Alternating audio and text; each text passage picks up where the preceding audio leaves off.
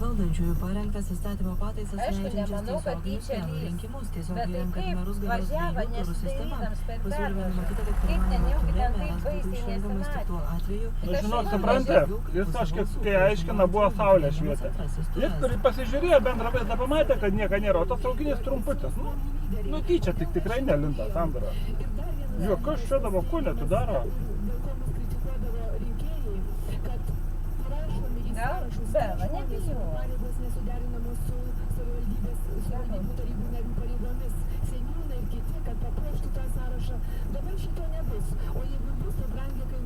Sako Seimo narė Milda Petrauskienė.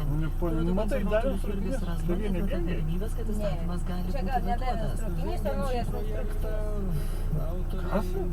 Nu, tu galvoji, nebuvo čia, bet dabar. Nebuvo galimybių didesnių įgaliojimų merui surašyti. Netgi tie, kur dabar surašyti. Aš bijau, kad Nu, bet tai blemba, jau senai turėjo būti atidarę. Ir nenustepčiau netgi, jeigu būtų vetavimas šito projektų ir pasiūlymas pamažinti merų įgaliojimus. Tiesiogiai išrinktas meras bus savivaldybės vadovas ir savivaldybės tarybos pirmininkas. Pagrindinė jo Jo, funkcija, kaip ir tvoj, dabar, centras traukinys išliks galėjo vadovavimas pravažiuoti. tarybos darbui. Čia Vaidilutė Davydaitytė.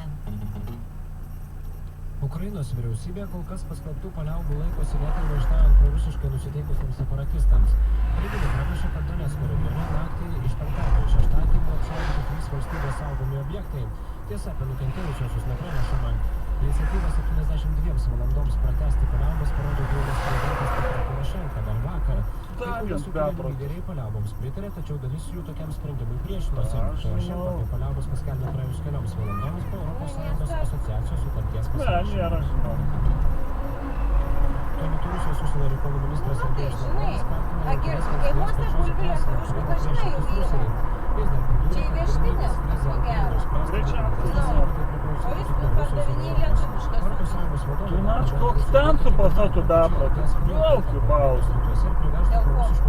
Per tą pusę, aikštelę. Tu nėra numerą, nebus pagavę.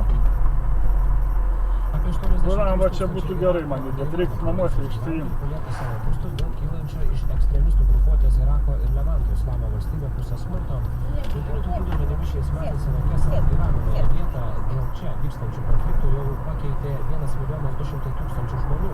Humanitarinės būtinosios pagalbos lėšos šiems žmonėms iš viso siekia daugiau kaip $64 milijonus. Tačiau kol kas į pabėgėlių reikalų komisaro tarnybos sąskaitą gauta vos 8% šios sumos.